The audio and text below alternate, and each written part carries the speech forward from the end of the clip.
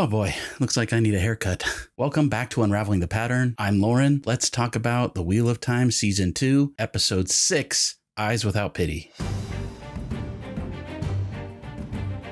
Spoiler warning before we continue. This video will contain full series spoilers. Now, I'm not necessarily going to spoil the entire book's story or plot, but I am going to talk freely about things that haven't been revealed in the show yet. So if you're worried about spoilers, I'd recommend that you don't watch this review and reaction. If you're okay with spoilers, just be warned, there are going to be some spoilers that you might regret hearing. Okay, let's get into it. I mean, you guys, what an emotional episode, right? I mean, Egwene and Rhaena were just incredible on screen, terrible, hard to watch, but amazing. The emotion that they brought into this episode was just amazing. I really enjoyed it. Now, just like other episodes, I have some minor concerns, but for the most part, I really liked the episode. So let's get into it. Let's start with the good.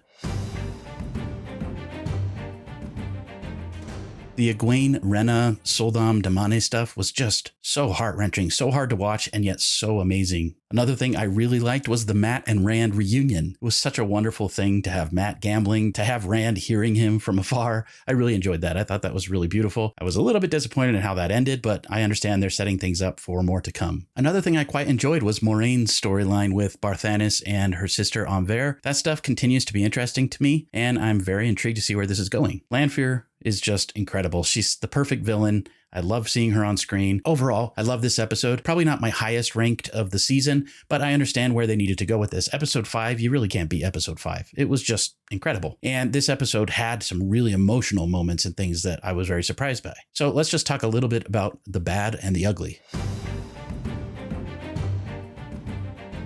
Okay. First of all, there's nothing ugly. This is just something I do in my reviews. I say the good, the bad, the ugly, the great, and the surprising. So there isn't really anything ugly or even really anything bad. Again, I just have minor nitpicks. My biggest nitpicks have to do with the Min and Mat stuff and the Lan, Alana storyline. That stuff feels like it drags for me. I was really hoping that with Lan's character that there was something going on with him and Moiraine, that maybe they had planned all of this for Lan to sort of work out if Alana and her group were dark friends. Maybe that's still the case, but I don't know. The way this episode ended, I feel like Lan really is just on a ship without a paddle. He doesn't know what he's doing. Moiraine isn't any help.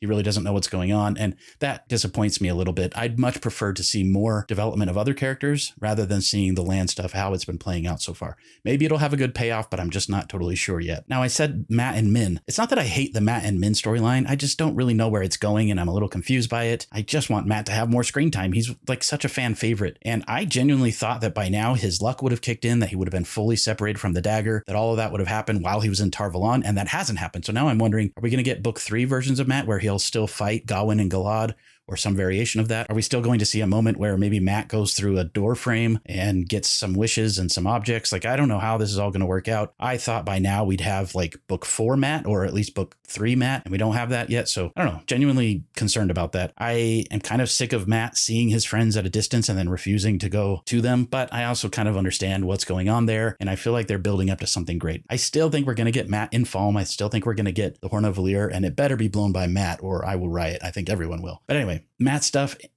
not so sure yet. I love Donal Finn as Mat. I think he's great. I'm just not so sure what's going on with his plotline. I'm hoping that things will pick up a little bit. This episode was definitely like a setup for the end, and I understand that. The Min stuff, on the other hand, I've heard people complaining about the Min stuff. I was pretty much on board with it, but now I'm starting to feel like, okay, that's enough. Like, I see that Min is tormented. I see that she has these issues with her viewings. That's all very intriguing and interesting to me. I also understand why she's kind of cynical. Unlike her book version, she's more cynical because she's seeing people's deaths. She's seeing all this terrible stuff. But I actually kind of like the idea that maybe Min is going to replace Ingtar in book 2. What I mean by that is Ingtar, spoiler alert, when he's revealed to be a dark friend, he kind of gets this really great moment with Rand where he sort of gets forgiven of his sins, welcoming Ingtar back into the light. I thought that stuff was really cool in the book. I think that might be what happens with Min. Maybe Min and Rand, or maybe Min and Mat. I don't know. But I hope that's where they're going with Min, that she'll sort of get this redemption and she'll get to move on and kind of become the Min that we enjoy. She'll even be able to use her gift for good to help the dragon. I'll be honest, I was hoping for a little bit more story progress in this episode. They talked about in a previous episode the wedding coming up in a few weeks. That means, are we going to be stuck in Cairhien for a few more weeks? I liked that they brought Swan into it. I thought it was interesting that they brought Liandrin back into it. There were some things I liked about that, but I'm just a little bit concerned that we need to get moving. And I'll be honest, I'm still holding out hope that there's some form of the flicker portal stone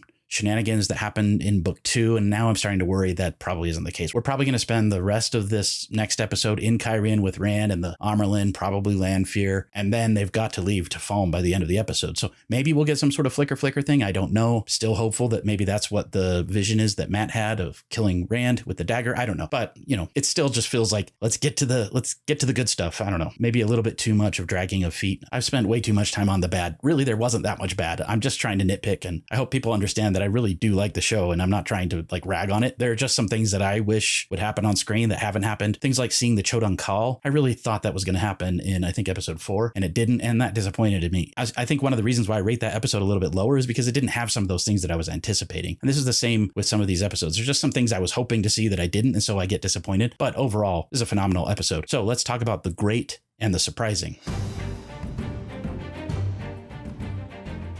How awesome was it to see Loial tree singing? That was such a shock to me, and I really enjoyed seeing that. It was terrible, the circumstances where he was sort of forced to do it. It felt kind of like he was a clown just put there for the entertainment of the Shan-Chan, but seeing him tree sing was really a treat, and I can't wait to see that in higher quality. I really liked the Lanfear recruiting other Darkfriend stuff with Leandrin. That stuff was very surprising to me and really cool. I love seeing the sort of like behind the scenes work of the Forsaken and how they're all working against each other for their own ends. I think that's really fun and interesting. I mean, I expected the Egwene stuff to be emotional, but I was not expecting it to be as emotional as it was. It just really hit me, and especially the use of the pitcher. Now, I remember in the book, they talk about how Egwene thought of the pitcher as a weapon, and so she couldn't pour her own water for a couple days or something like that. I don't remember the specifics, but I thought that that was a really brilliant thing to focus on in the episode, that this was kind of like the main focus of Egwene's struggle. And it was so brilliantly done how they sort of brainwashed Egwene. I mean, it was terrible, but it was so brilliant how they sort of brainwashed Egwene and the audience at the same time. When she finally drank that water, I was so happy for her. I was like, finally, she got to drink the water. And then I realized what that meant. It meant that she had been broken, that they had successfully worn her down so that she would drink the water. Her physical needs came above her desire to escape or to fight or to make her way out. And that broke my heart because I realized I had also been conditioned in that moment. And I thought that was absolutely brilliant writing.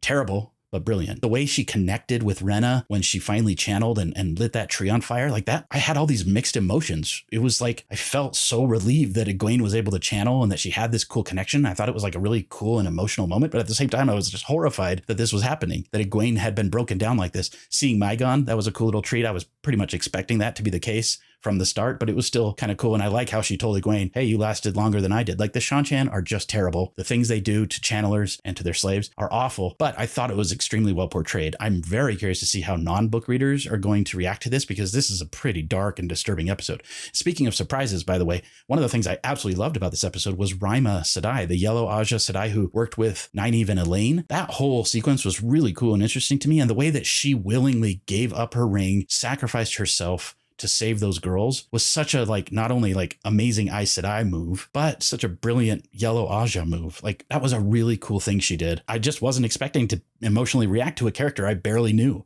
but I'm really excited to see where that goes.